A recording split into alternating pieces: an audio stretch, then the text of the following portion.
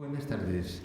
Bueno, después de la sesión de ayer, espléndida por cierto, dedicada a la poesía, que según Bolaño era lo más alto y valiente de la literatura, pues hoy, al menos en mi caso, será una cosa más prosaica, dedicada a la edición y a la difusión de la obra de Bolaño, pero una tarea quizá no exenta de cierta osadía e imaginación.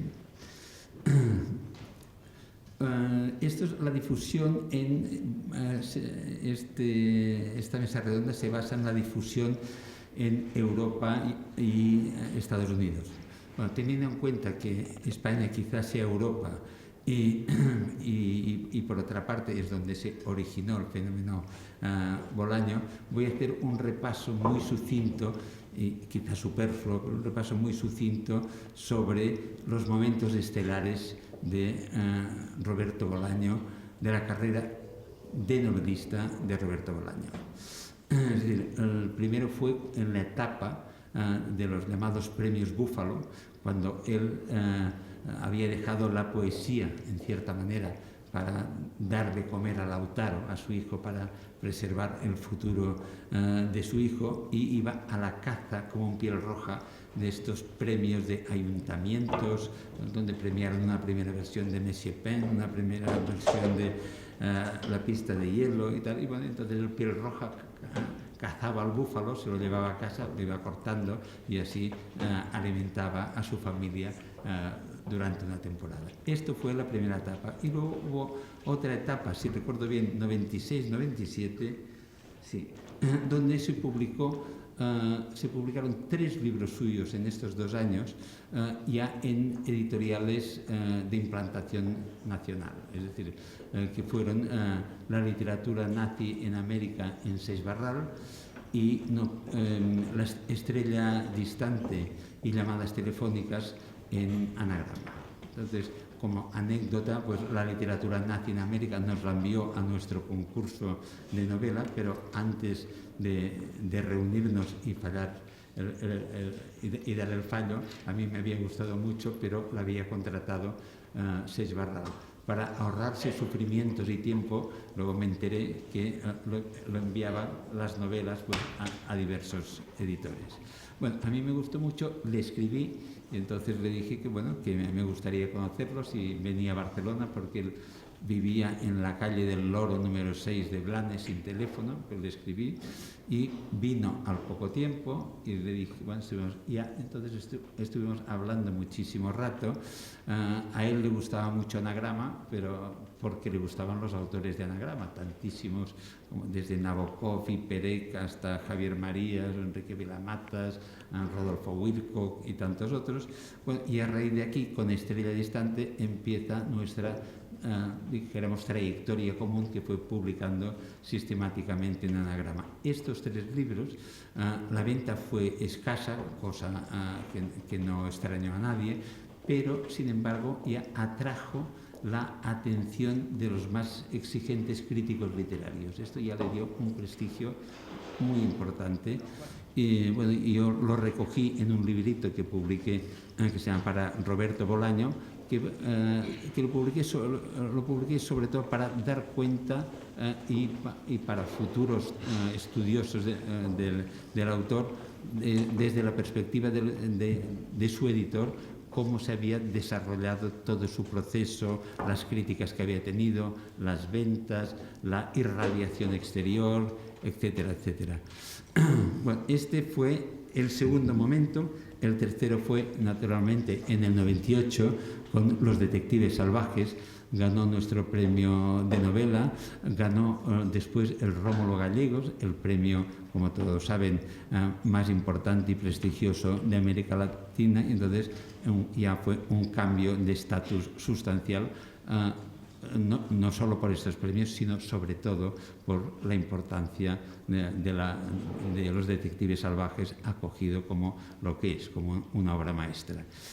Y desde entonces hasta su muerte, pues entonces seguía trabajando en 2666, mientras iba publicando al menos un título al año en anagrama, de títulos que iba rescatando y reescribiendo, como Monsieur Pen, Amuleto y otros, y bueno, para llegar era muy fetichista, como sabéis, de las cifras, y teníamos el Club 10 en anagrama, donde estaban los autores con 10 o más títulos publicados, y entonces a él siempre me decía, como fetichista de las listas, muy pronto voy a estar en el Club 10, y en esos momentos tenemos como 17 libros publicados por él. Ese es el tercer momento. El cuarto momento es la publicación póstuma de 2666, que claro, fue una sorpresa total para mucha gente, es la ambición desmedida de esta obra, y desmedida pero lograda, y que con ella, en vez del clásico purgatorio de los escritores cuando mueren, que apagados, por así decir, los festejos que salen en la prensa en los primeros días, muchos de ellos pasan un purgatorio de ventas, de que algunos se recuperan y otros ya desaparecen para siempre tragados. Y luego el quinto momento, diría que es el 2007 y 2008, donde después de una preparación a lo largo de la década del 2000 de los libros breves llevados a cabo por New Directions, se publica en Farrar, Estaros and Giroux, en el 2007 Los detectives salvajes, y en el 2008 2666. Ya Los detectives salvajes tuvo un éxito apoteósico de crítica y sobre todo y de ventas, pero ya con 2666 ya fue una auténtica apoteosis, y se produjo en la prensa en el 2009 un efecto rebote, tanto en España, sobre todo en Alemania, en Italia y otros países, donde Bolaño, que había sido un autor con muy buenas críticas y con ventas progresivas, pero no tan espectaculares, pues ya se convirtió en muchos países en un bestseller, en un clásico, y sobre todo en un clásico. Bueno, y naturalmente esta apoteosis Bolaña fue debida muy fundamentalmente, como es obvio, a la potencia y originalidad de su obra, pero tampoco fue ajeno, como personajes secundarios pero imprescindibles, como una red de editores internacionales de mucho prestigio y de excelentes traductores que coadyuvaron a esta difusión internacional de Bolaño. Entonces haré una pequeña digresión sobre el tema editorial. En efecto, en el ámbito de la edición literaria internacional existe un grupo informal de editores con representantes destacados en cada país, con lazos de amistad personales y conocimiento de los catálogos durante décadas, de nuestros gustos, en suma de nuestras afinidades electivas. Se ha dicho, y lo hemos dicho nosotros mismos bromeando, que somos una especie de mafia. Ahora bien, así como la mafia tiene como objetivo amasar dinero mediante toda clase de medios, preferiblemente ilícitos y delictivos, esta mafia de editores casi podría decirse que persigue el fracaso.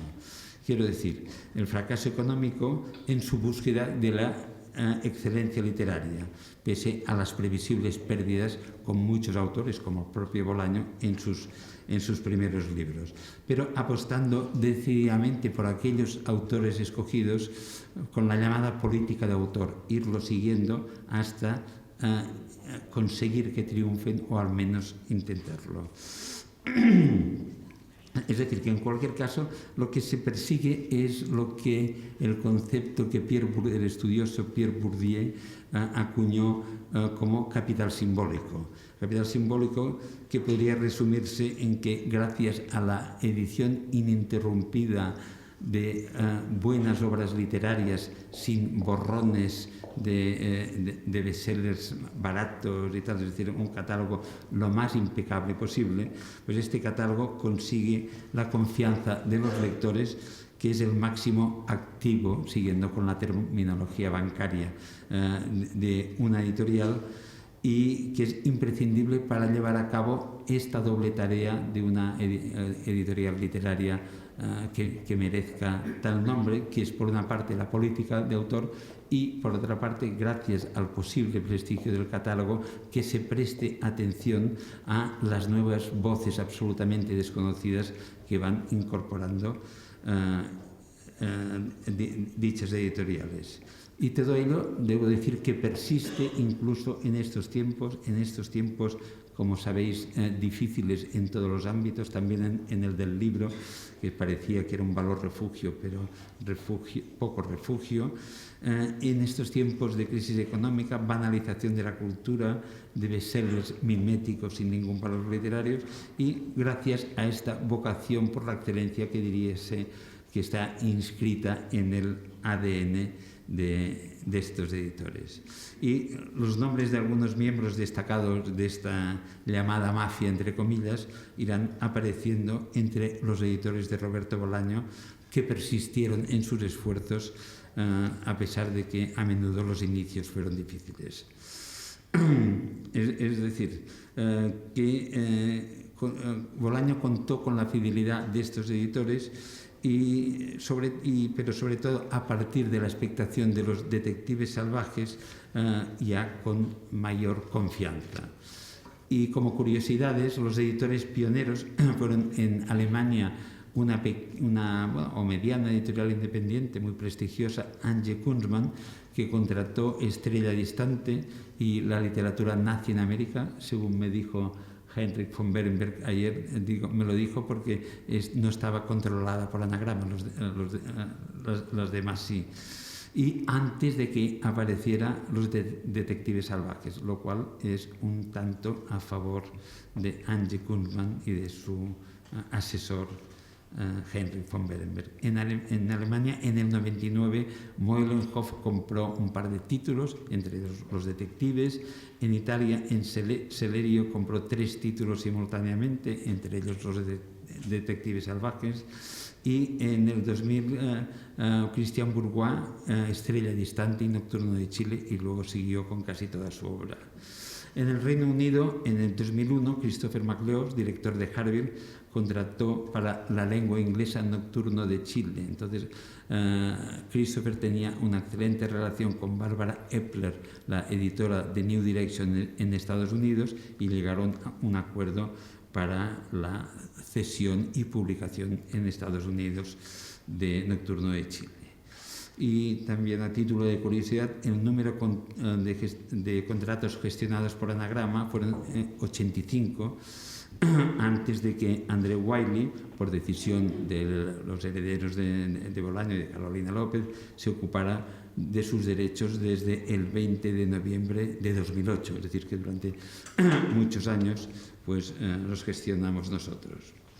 Y centrándonos en los títulos de mayor envergadura, Los Detectives y 2666, pues casi siempre se intentó que quienes los editaran fueran sus editores naturales. Así, Christian Bourgois, Meulenhoff en Holanda, Compañía das Letras, quizá la mejor editorial literaria de Brasil, mientras que en Alemania lo publicó Hamser.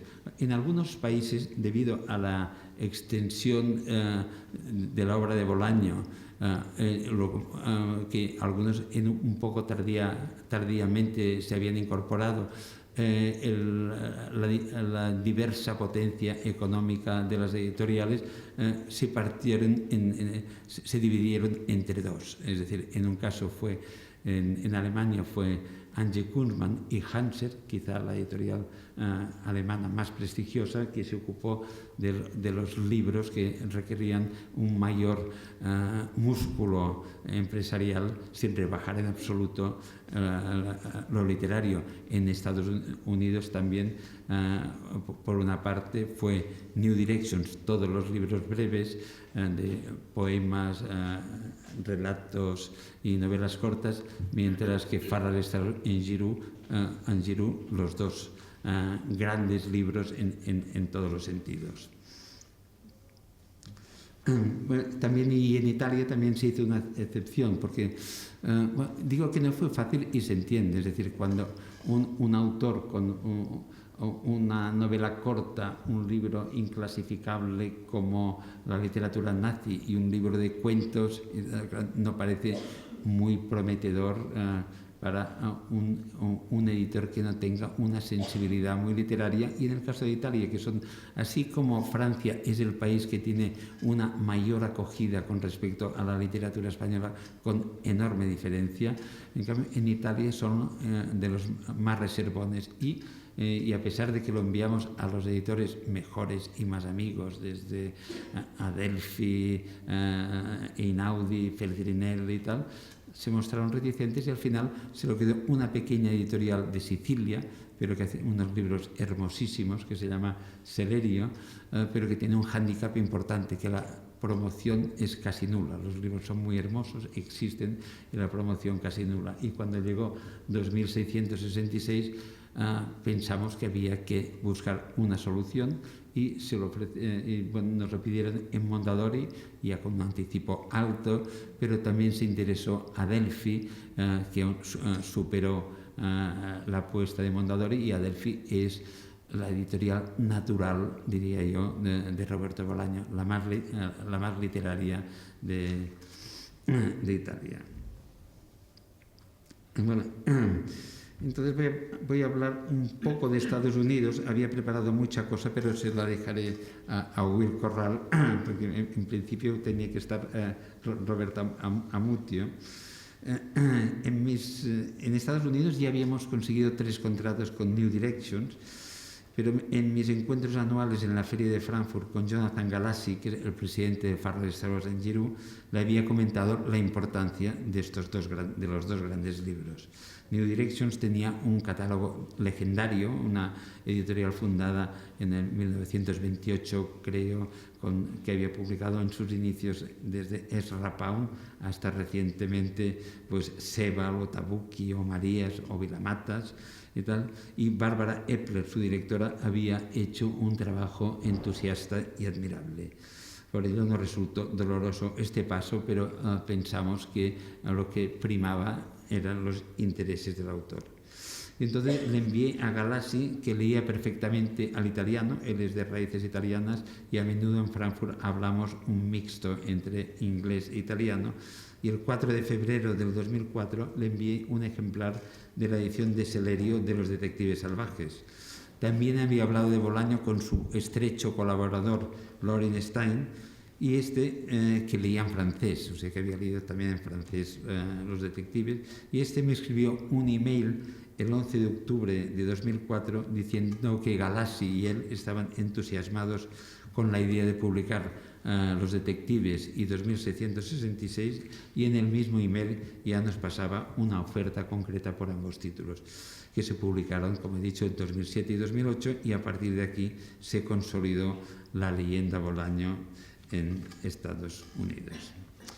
El gran éxito, la explosión de 2666, vino precedida, como he dicho, tras largos años de esfuerzos en New Directions, empezando por Nocturno de Chile en 2003, y que ya en la contraportada, entre 5 citas de críticos y escritores, brillaba gloriosamente una frase de Susan Sontag, que estaba entusiasmada con la novela, como iba propalando en todas las cenas a que acudía en Nueva York, que eran muchas. Es decir, Nocturno de Chile es lo más auténtico y singular, una novela contemporánea destinada a tener un lugar permanente en la literatura mundial.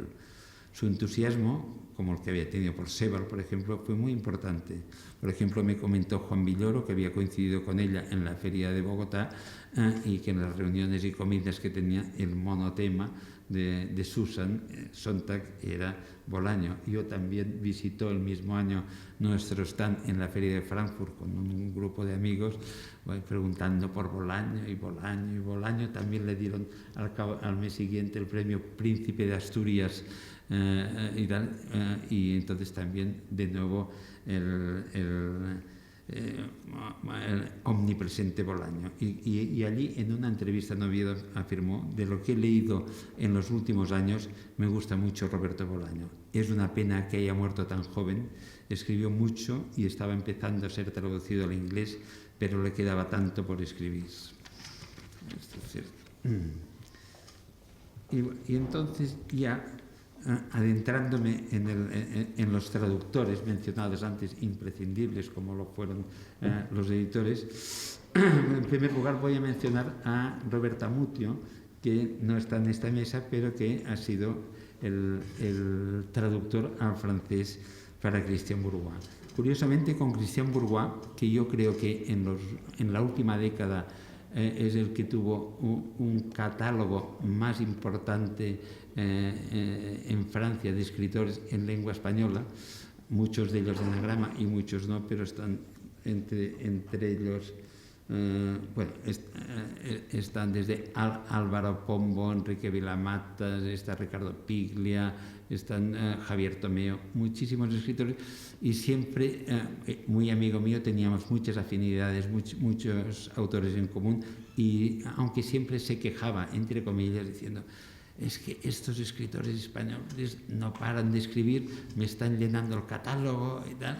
Entonces no le ofrecí a Bolaño, que era su destinatario natural, debido a esta queja. Andrés Barba entre los jóvenes, Damián Tabarovsky, infinidad de ellos. Hasta que de repente Roberta Mutio, a quien aún no conocíamos, tuvo la iniciativa de traducir por gusto propio una de las novelas cortas, creo que era Nocturno de Chile, no sé seguro. Entonces se la envió a Cristian, y Cristian, que no leía español, pero tenía un excelente gusto literario, en cuanto la leyó dijo: Roberto Bolaño, lo voy a publicar yo, y me riñó diciendo: ¿y por qué no me lo habías enviado antes? Y bueno, tienes razón, pero tanto quejarte, pero finalmente encontró el cauce que merecía, y en Francia tuvo unas críticas realmente espectaculares. Y Francia, como sabéis, aunque su literatura no esté en su mejor momento, quizá, pero en cambio como centro de resonancia de la literatura mundial, es lo más importante. Esto lo examinó muy bien Pascal Casanova en su libro La República Mundial de las Letras. Es decir, que así como casi no se traduce al inglés, casi nada, y son excepciones la buena literary fiction traducida, en cambio se traduce muchísimo al francés, y esto tiene un poder de irradiación muy considerable. O sea que desde aquí, gracias a Christian Bourgois y a Roberta Mutio, aquí presente, por su tarea. Y en el Reino Unido, su traductor para Harville fue Chris Andrews, aquí presente, residente en Australia, que se ocupó de Nocturno de Chile y Estrella Distante, y también de una antología de cuentos realizada, si no estoy equivocado, mano a mano con el propio Roberto Bolaño, y que luego se publicaron las tres en New Directions, después de Harville. Luego, otro inciso, también Christopher MacLeod en Harville tuvo el catálogo de traducciones en lengua inglesa más importante que ha habido nunca, quizá demasiado importante, quizá algo imprudente. Había publicado, por ejemplo, también a Pombo, a Carmen Martín Gaite, a Javier Marías, Perec, Tabucchi y tantos otros, y hasta que finalmente tuvo problemas en la editorial, la absorbió Random House, y su sucesor en Harville, como pasa a menudo, quiso borrar las huellas de Christopher, y ya no quiso, para gran fracaso suyo, continuar con Bolaño. Pero quien sí continuó pues fue New Direction. Creo que hasta ahora Chris ha traducido 9 títulos. Escribió un espléndido obituario en el Independent, en el que mencionaba no solo la publicada Los Detectives Salvajes, sino también ya anunciaba la futura 2666, a la que calificaba su obra más ambiciosa. Y como anécdota también contaba Bolaño que las elaboradas preguntas de Chris Andrews lo dejaban perplejo y admirado. Y la frase que decía, ¿cuánto sabe este Chris? Y luego, bueno, las dos traducciones de Ferrari Strauss se encargaron, creo que no, debido a su trabajo de profesor universitario, no tenía tiempo Chris, a una prestigiosa traductora, Natascha Wimmer, que ganó premios también por estas traducciones. Y en Alemania, mi querido amigo Heinrich von Berenberg, que nos conocemos desde los años 70, fue lector para lengua española, primero de Klaus Wagenbach durante años y después de Ange Kunzmann, y fue el inductor, entre otros, de las traducciones de Javier Tomeón Wagenbach y Chirves, que tan enorme éxito tuvo en Alemania, y de Roberto Bolaño, primero en Ange Kunzmann y después también en Hanser, y tradujo creo que 5 libros, entre ellos Los detectives salvajes, una traducción que fue muy elogiada en la prensa alemana. Y luego también, al fundar su propia editorial, Berenberg Verlag, dedicada a la no ficción, realizó una selección de entre paréntesis que se publicó hace un par de años. Y ya para terminar este inmoderado speech del moderador, Wilfrido Corral es profesor de la Universidad de Sacramento y es un muy reconocido estudioso de las literaturas latinoamericanas con gran número de publicaciones. La más reciente este mismo año es Cartografía Occidental de la Novela Hispanoamericana y también, cosa sintomática e interesante, ha dedicado 3 libros al gran Tito Monterroso, Augusto Monterroso, y acaba de terminar un manuscrito precisamente sobre Bolaño, Nueva Literatura Mundial. Bueno, y entonces, al revés que ayer, al tratarse de la poesía de Bolaño y de 3 poemas fue más diálogo, pero creo en este caso, al tratarse de experiencias, creo yo, bastante diferenciadas, más bien pienso que lo más pertinente es en forma de 4 monólogos, que luego nos podemos cruzar alguna pregunta, y le doy la palabra en primer lugar a Heinrich von Berenberg en su calidad de asesor editorial, editor y traductor. Bueno, gracias, Jorge. Yo les voy a contar una historia un poco distinta, claro. En 1995, una colega alemana, con la que sigo siendo amigos, me daba un libro de un escritor desconocido llamado Roberto Bolaño. Se trataba de un libro llamado Estrella Distante y me preguntaba, bueno, ¿qué tal? Si te gustaría, tú puedes traducirlo si quieres. Yo a ese entonces estaba libre. Yo había dejado por primera vez a Wagenbach, estaba trabajando para mi amiga Anche en Múnich y yo estaba buscando libros. Y bueno, yo vi la solapa. Y en la solapa se dijo, bueno, que se trataría de un libro de un escritor sobre otros escritores. Y le devolví el libro enseguida y dijo, bueno, eso no me interesa ni pico, ni nada. Eso pienso, es un tema muy, bueno, egocéntrico, un poco ensimismado, no, a mí no me gusta. No leí. Y entonces, menos mal que Jorge, en la próxima feria en Frankfurt nos vimos y él me dijo, bueno, Jaime, perdón, pero le echas otra mirada, ¿no? Por favor, porque se trata de un libro estupendo. Y bueno, yo vi la solapa otra vez y no me gustaba, no, tampoco. Y entonces vi la biografía del autor. Y en la biografía del autor decía, bueno, había publicado un libro llamado La literatura nazi en América, novela. Y bueno, eso me daba un susto positivo. Y entonces, bueno, él pensaba, bueno, voy a leer esto. Entonces pedí este libro, no a Jorge, sino a Sisbaral. Y lo leí en un trayecto en el tren, donde se leen tantos libros buenos. en los trenes, y también en Alemania, y desde Múnich a Berlín. Y estaba fantástico el bajar. Bueno, no lo puedo describir. Estaba algo muy, muy insólito, y algo que para mí estaba una cosa muy, bueno, yo estaba muy agradecido de este libro, ¿no? De estas cosas que estaban dentro de estas personalidades, de estas figuras. Bueno, y al bajar del tren yo llamaba a mi amiga y dijo, bueno, hay que contratarlo todo. No lo sé qué ha escrito, pero hay que contratarlo todo. Y incluso esta novela de un escritor sobre otros escritores, y que no he traducido, pero que es buena, que es la versión superior de la última biografía en la literatura nazi.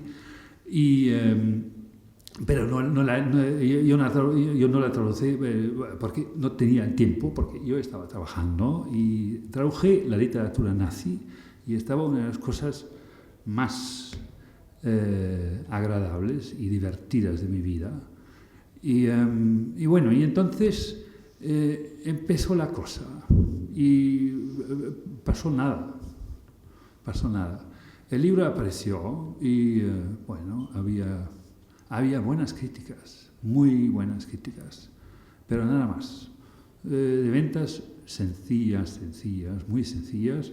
Y bueno, la voz en las reseñas, claro, eso es una novela muy vanguardista, fantástica, y claro, aunque el tono sí estaba muy bueno, el impacto más bien sería, bueno, un impacto de calificar esta obra como obra minoritaria, ¿no? Que a veces suele ser fatal.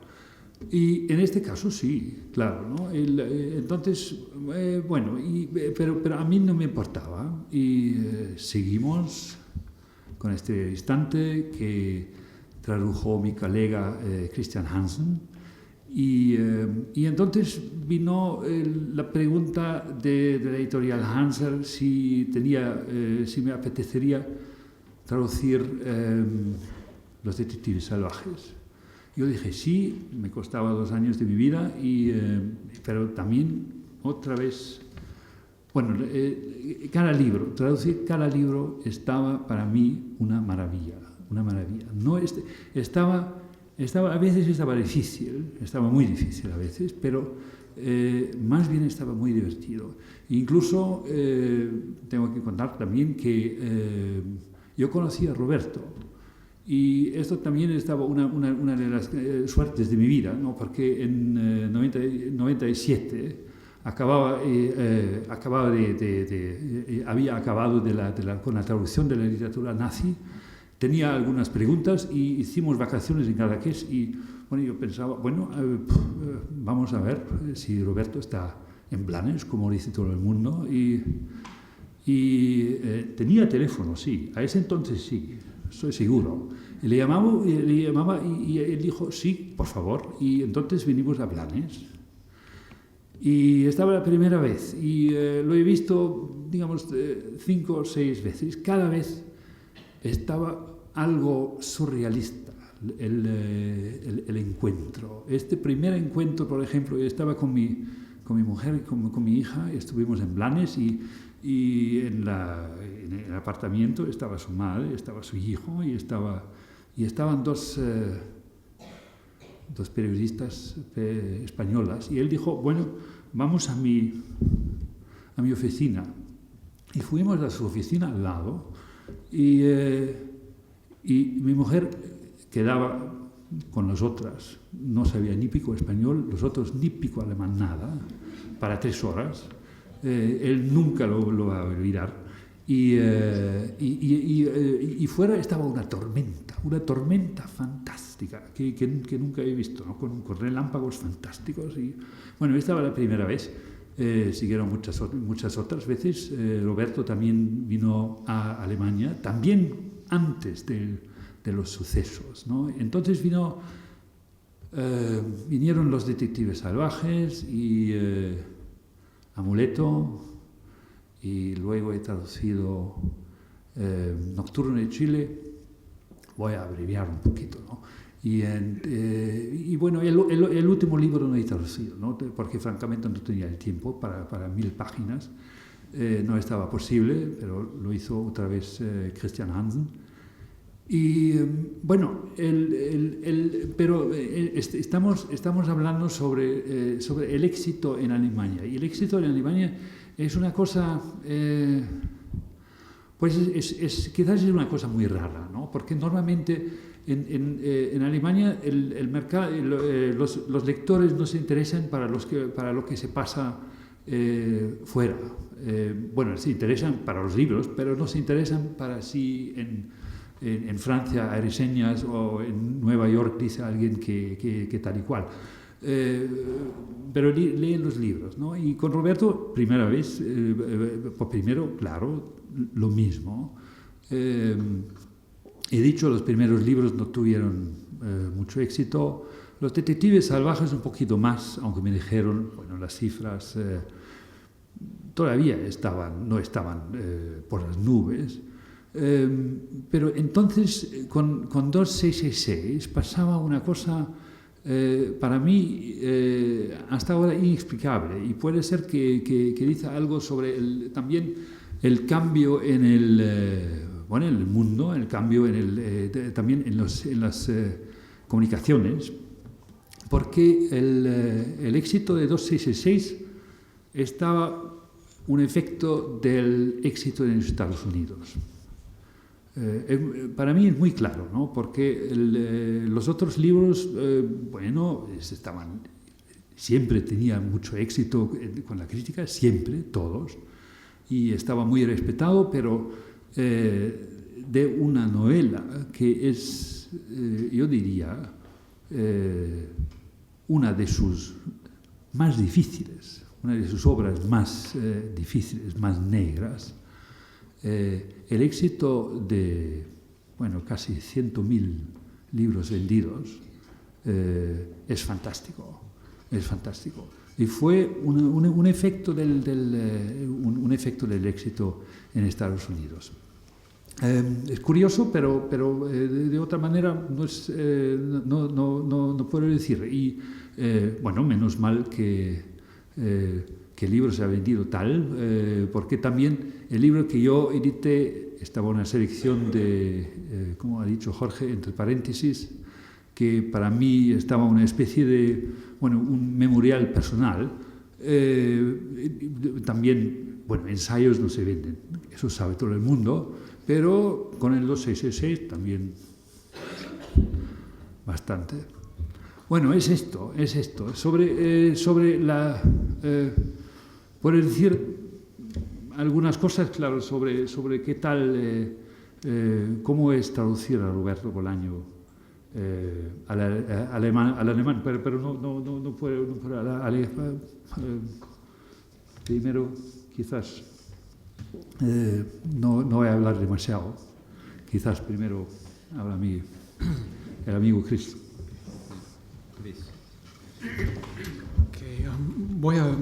Como me resulta muy difícil improvisar, incluso en inglés, voy a leer mis notas con disculpas y sobre todo pidiéndoles disculpas por las torpezas lingüísticas que sin duda van a entender. Se puede barajar varias explicaciones posibles del éxito espectacular de la obra de Bolaño en traducción en los países de habla inglesa. Pero me gustaría empezar por expresar unas dudas sobre las explicaciones retrospectivas. A algunas personas les conviene pensar que el éxito de Bolaño fue predecible, ineluctable. Algunos fans miran el éxito como la confirmación objetiva de su gusto personal. Bolaño tenía que triunfar sencillamente porque escribió libros geniales. Para algunos detractores, el éxito es un efecto del bombo publicitario y la prueba de que nunca fue un autor realmente literario, porque los autores realmente literarios son minoritarios por definición. Personalmente estoy en desacuerdo con ambas posiciones. No creo que la calidad intrínseca de los libros, que es muy grande, garantía su éxito. Creo que su buena acogida en el mercado norteamericano no fue asegurada. Y tengo varias razones para dudar de las certidumbres retrospectivas, pero la razón más importante es que la incertidumbre es un hecho constitutivo de los mercados culturales y de la actividad artística, como ha demostrado magistralmente el sociólogo francés Pierre-Michel Menger en un libro reciente, El trabajo creativo.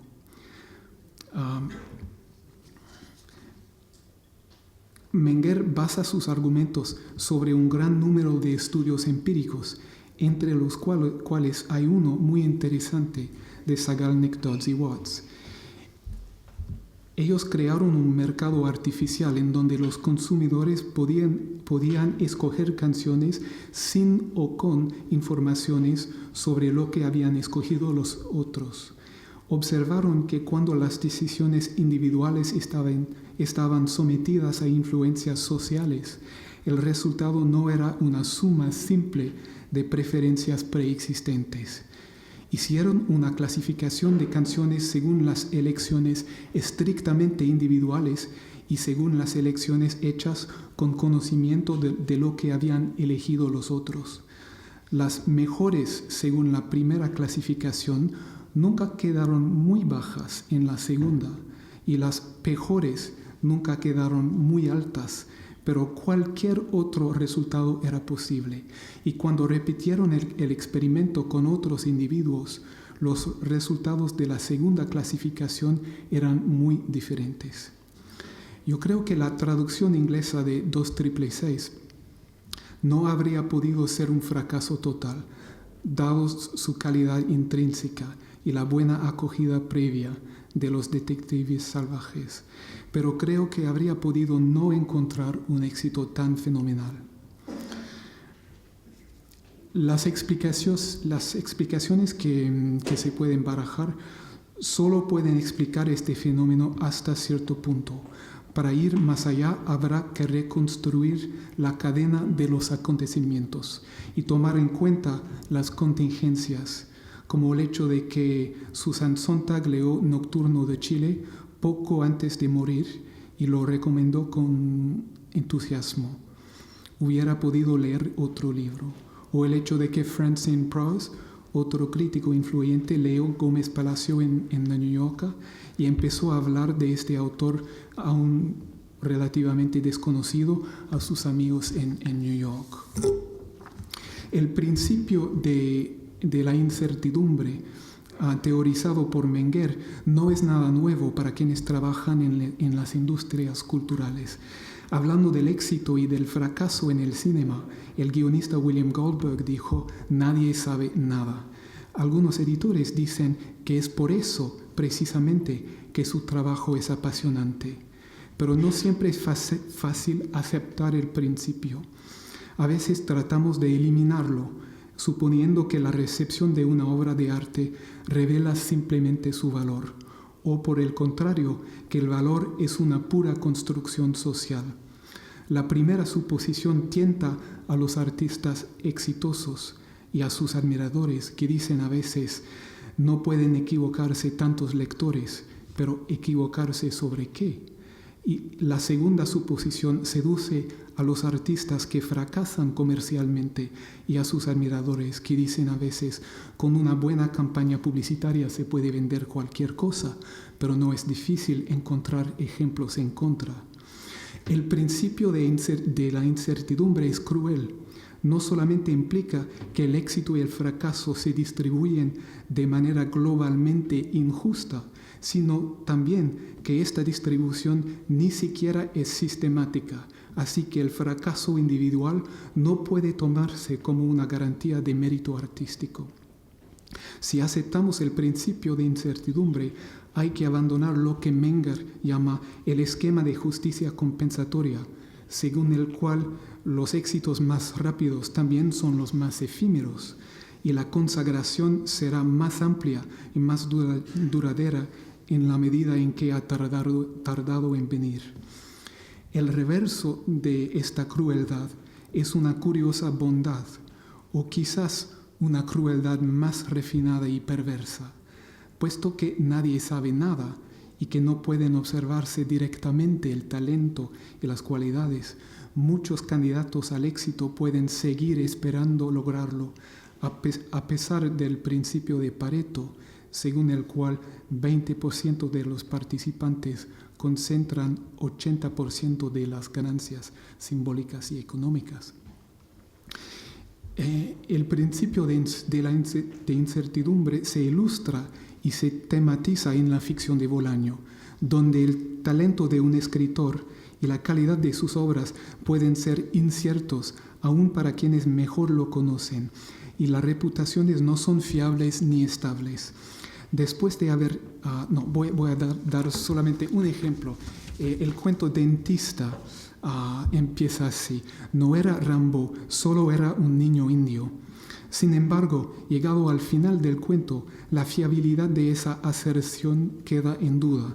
El dentista, amigo del narrador, ha presentado el joven José Ramírez como un prodigio literario, pero el narrador tiene sus dudas y piensa que el amor ha sesgado el juicio de su amigo. Finalmente, el narrador lee un cuento muy corto de Ramírez. Cito: "Cuando lo acabé, tenía la impresión de haber leído una novela. Yo también había sentido ramalazos de sueño, pero ahora me sentía completamente despierto, completamente sobrio. Debe de haber algo muy especial en los textos de Ramírez". Después de esa noche decididamente literaria, el narrador tiene un sueño, dentro de lo cual comprende durante un segundo escaso el misterio del arte, su naturaleza secreta. Pero el misterio permanece un misterio, como su conexión con la escritura del joven. Es la reencarnación de Rimbaud, un pobre iluso. El cuento deja esta pregunta crucial en suspenso. En los libros de Bolaño, las reputaciones no son indicadores fiables del talento.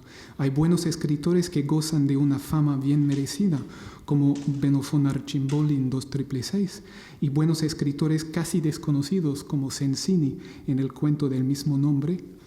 Hay malos escritores que triunfan, como Marco Antonio Palacios y Hernando García León, que hablan en la Feria del Libro en Madrid en la segunda parte de Los Detectives Salvajes. Y hay muchísimos escritores presumiblemente malos, que son justamente ignotos, como casi todos los que poblan la literatura nazi en América. Y no es solo que las reputaciones carecen de fiabilidad, también son inestables. Me parece que esa es la lección de las profecías locas de Auxilio Lacouture en Amuleto. Cito: "Marcel Proust entrará en un desesperado y prolongado olvido a partir del año 2033, etc." No creo que Bolaño quiera erigir a Auxilio en árbitra de una justicia compensatoria, sino dar una ilustración imaginativa de una posición que tomó en sus entrevistas y que atribuye al crítico Echavarne en Los Detectives Salvajes. Cito: "Y un día la obra muere, como mueren todas las cosas". La incertidumbre modela y trabaja la escritura literaria, desde la concepción de una obra hasta su recepción a largo plazo. Y Bolaño lo vio más claramente que quienes afirman que su éxito en los Estados Unidos fue predecible. Aunque puede ser difícil aceptar el principio de incertidumbre por las razones psicológicas que mencioné anteriormente, si lo hacemos tendremos algo más de libertad y de independencia en nuestros juicios estéticos.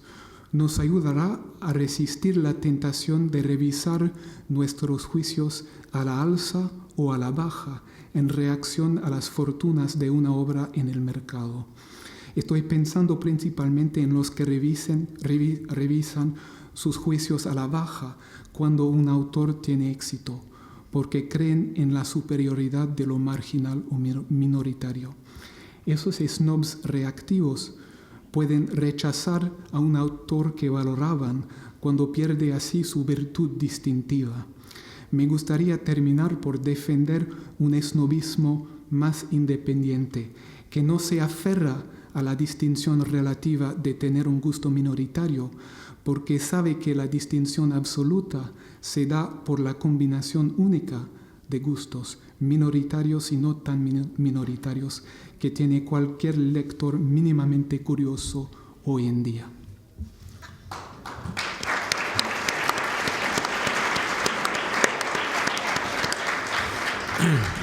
Will, es tu turno.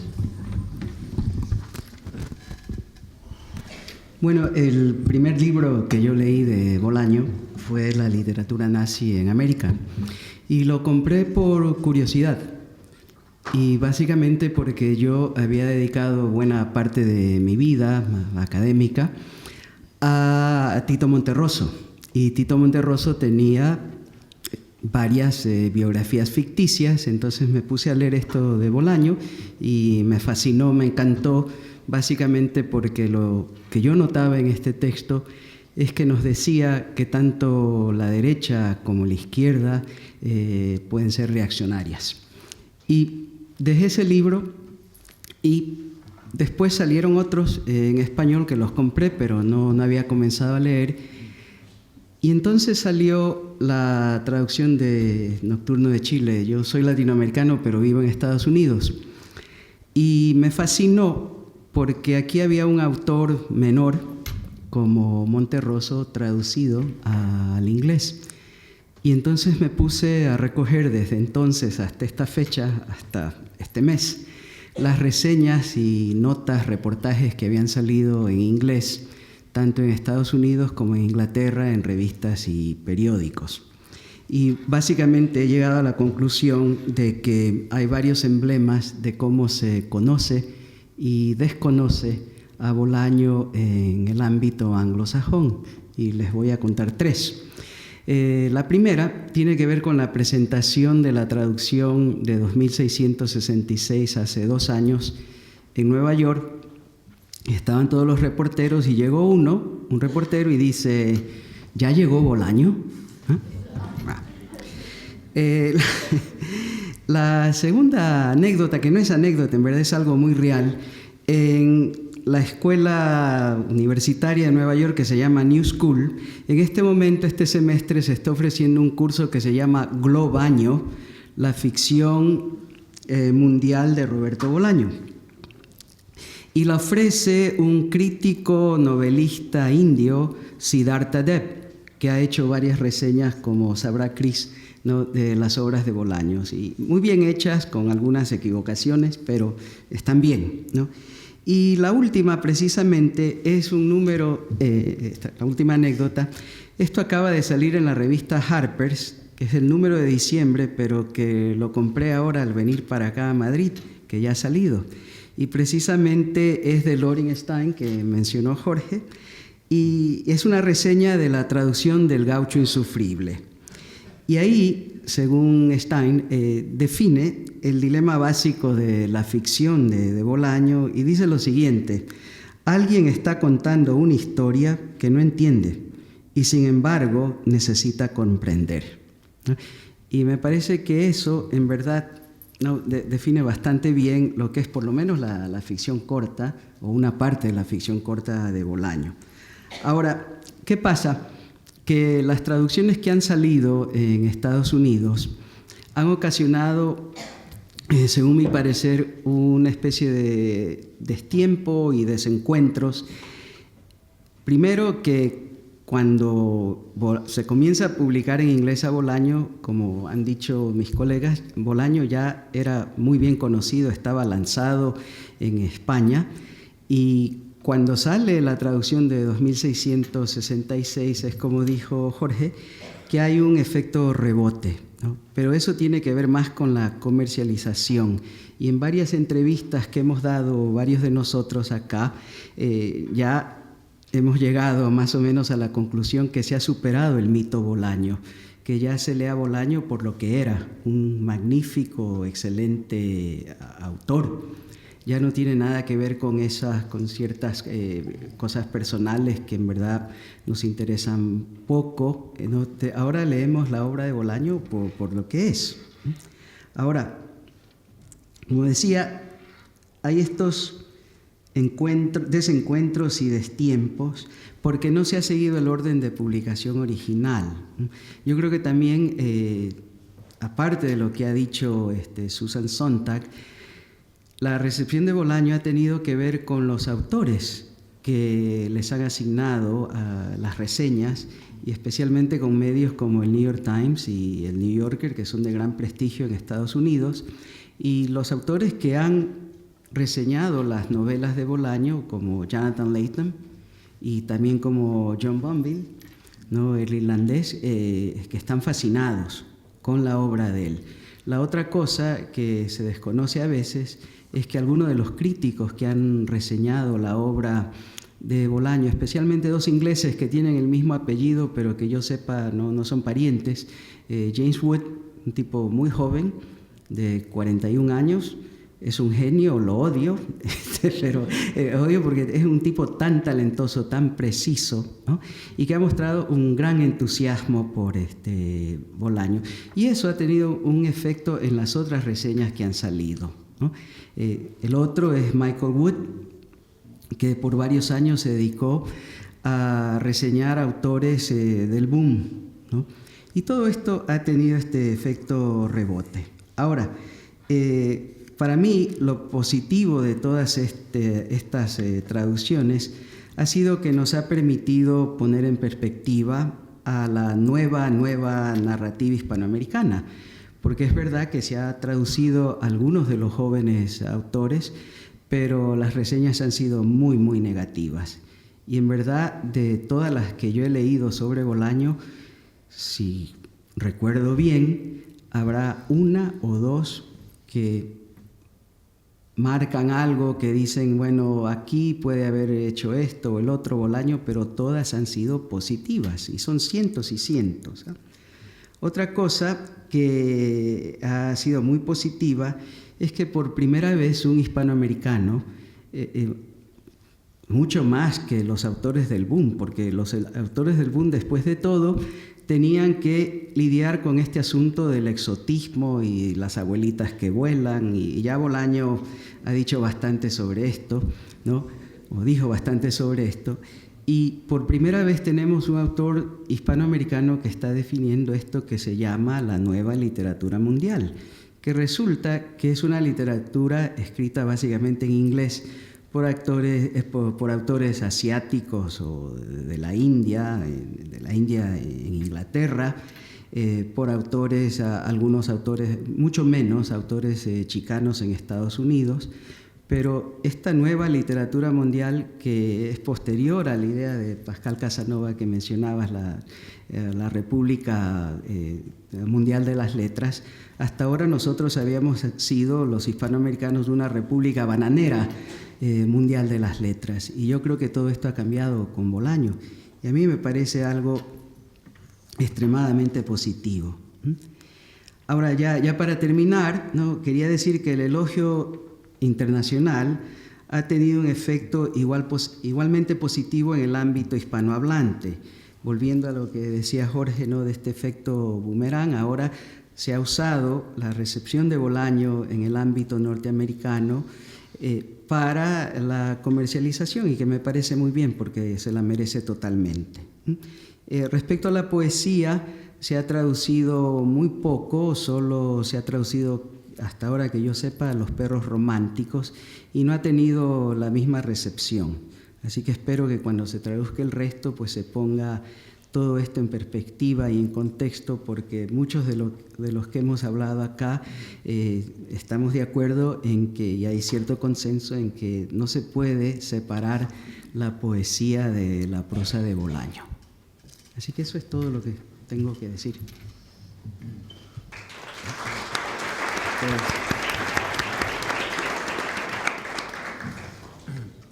Sí, yo solo quería preguntarte tu opinión aparte de todos los grandes críticos americanos en los principales suplementos, ya desde el inicio, porque Nocturno de Chile fue clasificado entre los 10 mejores libros del año, como he sabido, en Los Angeles Times, etcétera, etcétera. Pero aparte de eso es también el apoyo que le han brindado a los hispanos residentes en Estados Unidos. Fichados de Carmen Boullosa, Marcela Valdés, una gran defensora de Bolaño, Aura Estrada, Ángel Gurría Quintana, Marcelo Vallvé, Francisco Goldman, que le dedicó largos artículos, y en un texto reciente de Goldman en Chile, hablando de Aura Estrada, entonces mencionaba este efecto que ha evocado Chris, diciendo, Aura Estrada decía, Estrella Distante es mi libro, ahora lo adoran miles de personas, esto no puede ser, ya no es mi libro, Yo creo que en parte esto tiene que ver con el contenido que podríamos llamar mexicano de la obra de Bolaño, ¿no? Y por eso ha sido, bueno, como sabes, Aura Estrada falleció en un accidente, pero definitivamente sí, el tema mexicano es muy atrayente en Estados Unidos, especialmente en el estado donde vivo yo, que es California. Y otra cosa que ha ayudado mucho es que hay editoriales, una editorial norteamericana que está publicando los libros en español, así que hay mayor accesibilidad.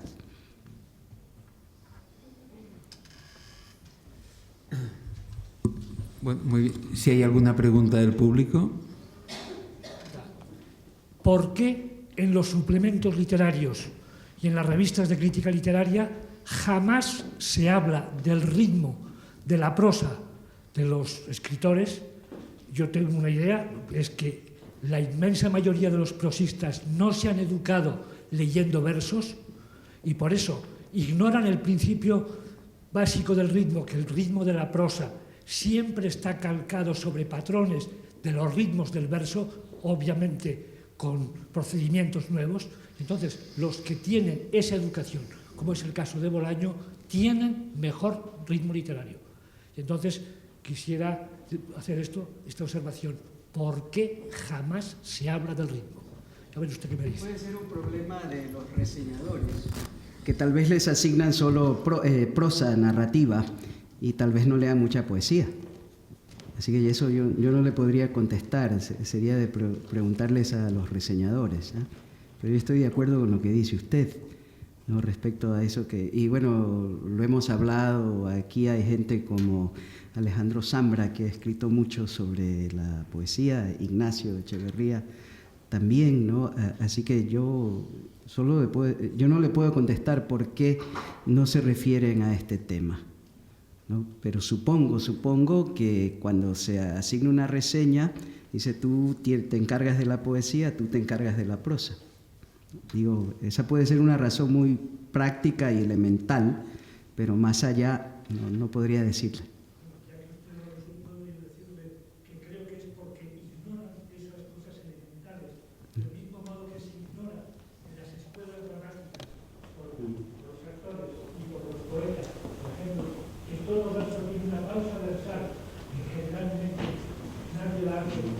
Actores y profesores de lengua y poetas, cosas elementales que jamás están, por ejemplo, en los manuales de proyectos de literatura para los revistas, pero que son la base de esto que yo llamo como ignorar. Sí, bueno, y hay otra cosa, como se ha dicho también, han dicho otros colegas, y como sabemos, la poesía de Bolaño no es necesariamente lírica, ¿sí?